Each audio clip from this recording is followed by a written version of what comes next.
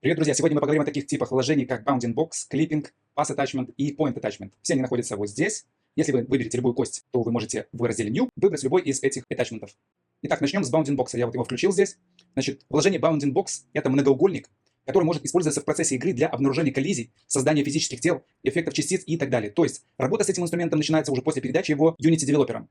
Допустим, ваш персонаж должен физически взаимодействовать с другим объектом. Например, он может бить рукой по другому объекту, и такие объекты расположены на уровне в рандомных местах. И если сильно упростить, то данный бокс показывает программе, выполняющей код, что у него есть, допустим, физические свойства. Или другая ситуация. Часть персонажа взаимодействует с определенным объектом и запускает анимацию. Допустим, мы создали такой же Bounding Box для головы нашего персонажа. И персонажу в голову попадает пуля, и включается анимация смерти.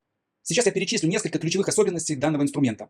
Значит, Bounding Box может автоматически деформироваться при трансформации костей с помощью весов. На практике это работает так же, как и Mesh. Позиции вертексов в Bounding Box могут быть привязаны к ключу анимации, то есть вы можете анимировать положение данных вертексов. Как создать Bounding Box? Чтобы создать новый Bounding Box, нужно выбрать в иерархии кость, либо слот, и затем в свойствах этой кости выбрать новый Bounding Box. Давайте назовем его тест BB. Окей. И вы видите, что у нас создался Bounding Box. Теперь нам нужно сделать форму этого Bounding Box. Так как мы создаем его для кости головы, давайте, собственно, голову и обведем. Вот таким способом. Поправить можно. И когда мы закончили формировать бокс, объединяем первый и последний вертексы, и создание бокса на этом заканчивается. И сейчас можно закрыть нашу панель. Теперь у нас есть Bounding Box. Давайте сделаем цвет этого бокса синим, допустим. Окей. Итак, рассмотрим свойства этого инструмента. Щелчок по кнопке Edit Bounding Box, редактирование Bounding Box, позволяет перейти в режим редактирования, который предназначен для изменения вершин Bounding Box. Работает это так же, как и редактирование меша, так же, как и создание, собственно, этого Bounding Box. У нас здесь есть три кнопки. Это создать, удалить и новое. Если мы нажмем кнопку создать, мы сможем добавлять новые вершины к нашему Bounding Box. Если мы нажмем кнопку «Удалить», мы сможем удалять эти вершины. И если мы нажмем кнопку «New», мы создадим заново наш Bounding Box, формируя новые вершины. Закроем эту панель. Далее у нас идет кнопка «Freeze». Она работает по тому же принципу, что и аналогичная кнопка для меша. Устанавливает для текущей положения вершин вращение на 0 и масштаб на единицу. Вершины Bounding Box можно перемещать вне режима редактирования с помощью инструментов трансформации. То есть поправить сам бокс вы можете и вне режима редактирования, но вы не можете здесь создать новые вершины. При этом сам бокс можно поворачивать, перемещать и масштабировать, как и любое другое вложение.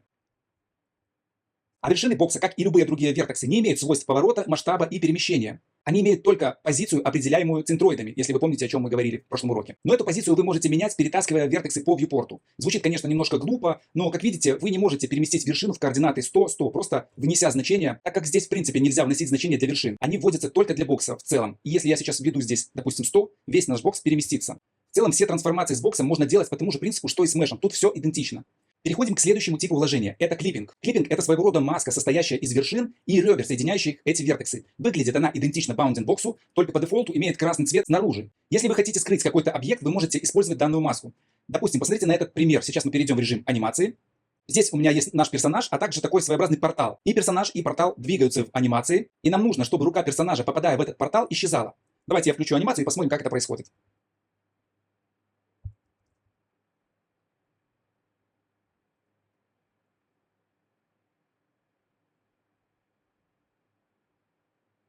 Как вы видите, все, что попадает у персонажа за красную линию, исчезает.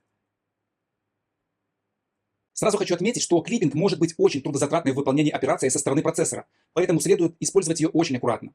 Клиппинг-маски могут автоматически деформироваться при трансформации костей с помощью весов, в принципе, как и Bounding-боксы. Позиции вершин клиппинга также могут быть анимированы, то есть если я сейчас перемещу эту маску, то вы видите, что у нас создается ключ анимации, а наш персонаж перестает быть виден в некоторых частях.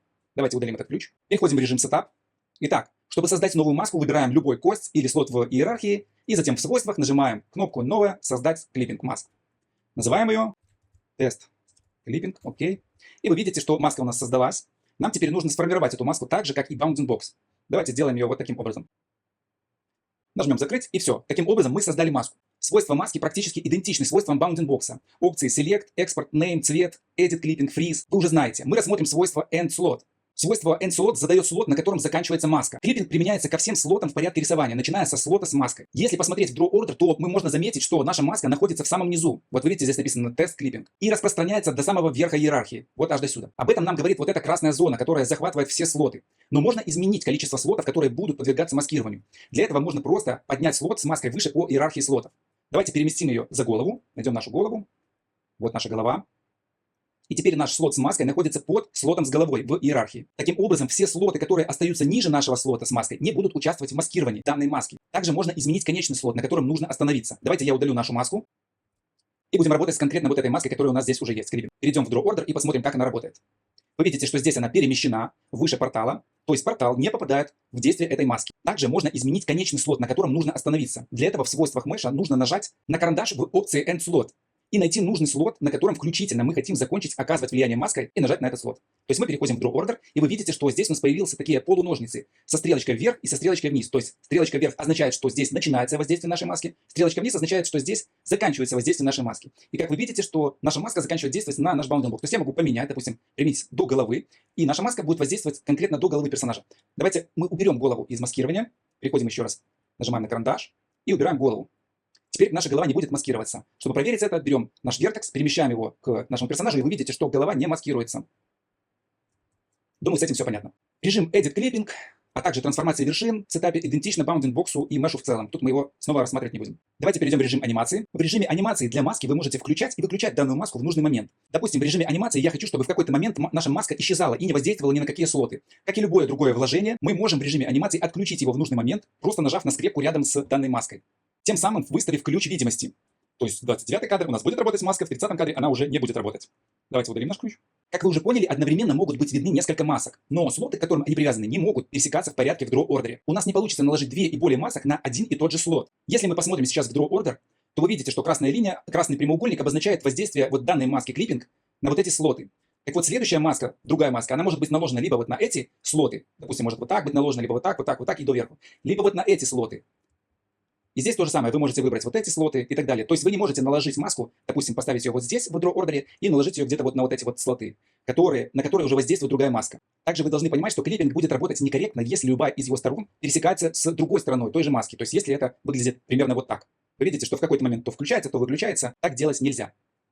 Ну и еще раз отмечу, что данный инструмент нормально так просаживает ЦПУ. Это происходит потому, что каждый элемент, который пересекает маску, превращается в меш, которым в каждом кадре обрезается, как в случае с инструментом Edit Mesh. То есть если мы выберем нашу кувалду, переведем его в меш, нажмем кнопку Edit Mesh, и представьте, что в каждом кадре наша кувалда будет обрезаться там, где проходит линия касания с маской. То есть, допустим, на первом кадре она обрежется так, нажмется ОК, следующий кадр, подходим к следующему кадру, он опять обрезает эту маску, вот так, допустим, удаляет вот эти два вертекса и так далее, пока будет пересекаться с линией этой маски. А если это уже изначально меш, и он настроен каким-то определенным образом, настроенные вертексы, давайте сделаем трассировку, то задача усложняется, так как нужно просчитывать положение уже существующих вершин и влияние на них костей. Это все актуально, если вы делаете персонажа для последующего запуска его на движке, то есть передаете ваши материалы в дальнейшем Unity девелоперам или Unreal Engine девелоперам. Но если вы делаете видео или гифку, то можете забить на ограничения и юзать маски по полной. Далее поговорим о вложении пути. Вложение пути представляет собой составной сплайн Безье. Он состоит из узлов, которые являются вертексами путей, и хендлов, которые являются вершинами, управляющими изгибом траектории между узлами. Путь может использоваться с ограничителем траектории, path constraint, для позиционирования костей вдоль траектории. Об этом поговорим позже. Ну а теперь по классике данного урока. Пути, как и товарищи до этого, могут автоматически деформироваться при трансформации костей с помощью весов. Позиции вершин могут быть привязаны к ключу в анимации. Вы можете анимировать вот данные узлы.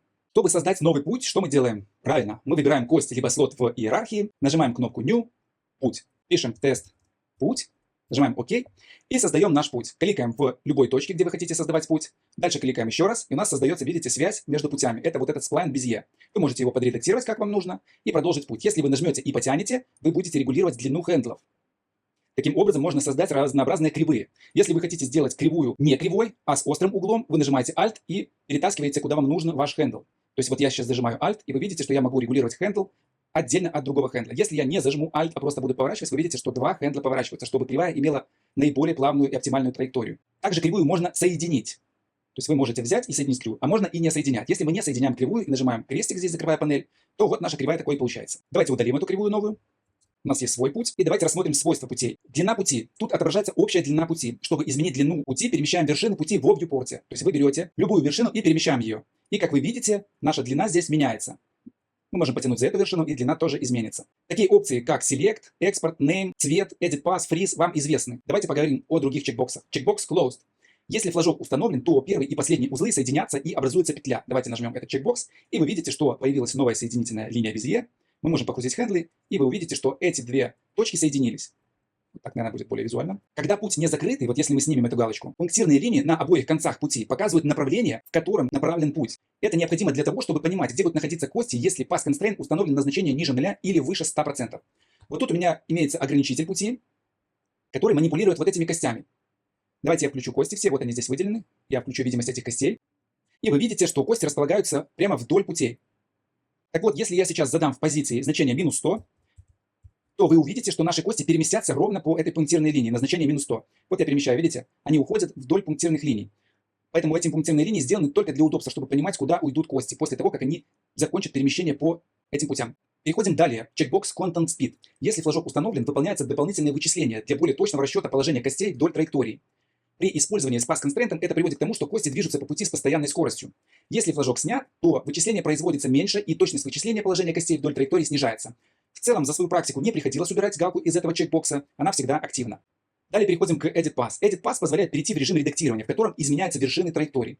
Все то же самое, что и в других положениях с вершинами, только теперь вы можете контролировать изгиб пути хендлами.